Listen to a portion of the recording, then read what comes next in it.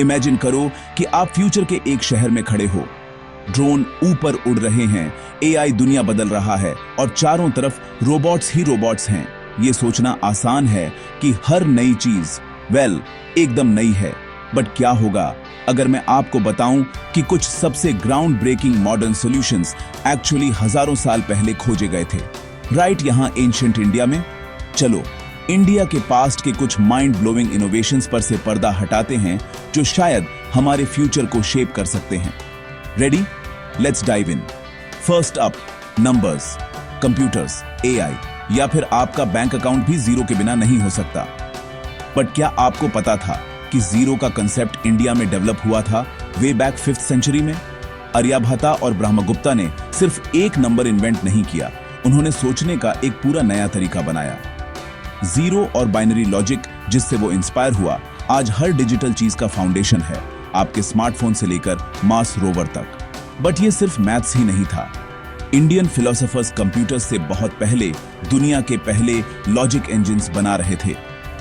न्याय सूत्रास, एक ancient system of reasoning, सिखाता था कि ट्रूथ ऑब्जर्वेशन, इन्फ्रेंस, कंपैरिजन और टेस्टिमोनी से आता है।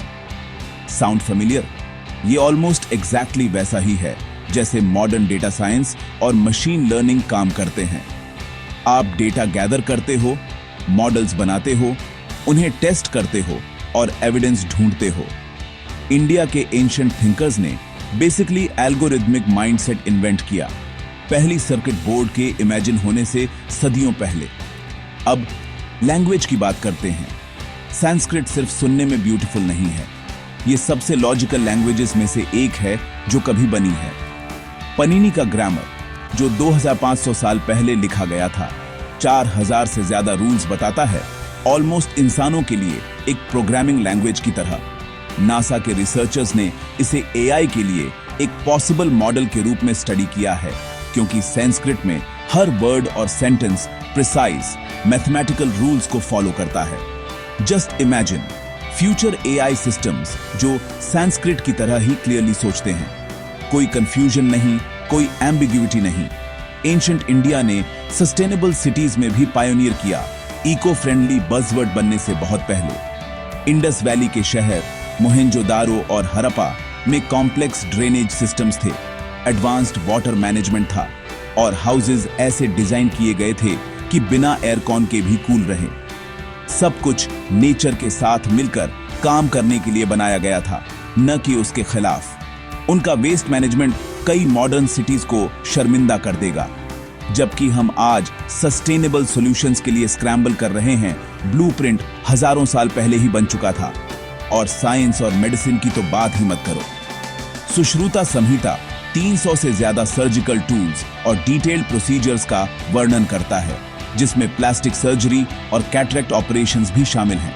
मीनवाइल दिल्ली का आयरन पिलर 600 सालों से रस्ट फ्री खड़ा है, मेटलर्जी का एक एंशिएंट मास्टरपीस जिसे साइंटिस्ट्स आज भी स्टडी कर रहे हैं।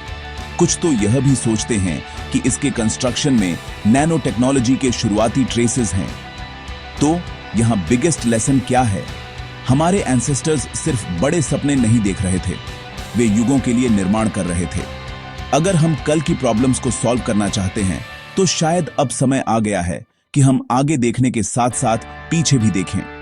अगर आपको इंडिया के इंजीनियस हिस्ट्री की यह जर्नी इंस्पायरिंग लगी तो हमें लाइक दें, इसे किसी क्यूरियस व्यक्ति के साथ शेयर करें और ज्यादा स्टोरीज के लिए सब्सक्राइब करना न भूलें, जहां पास्ट फ्यूचर से मिलता है।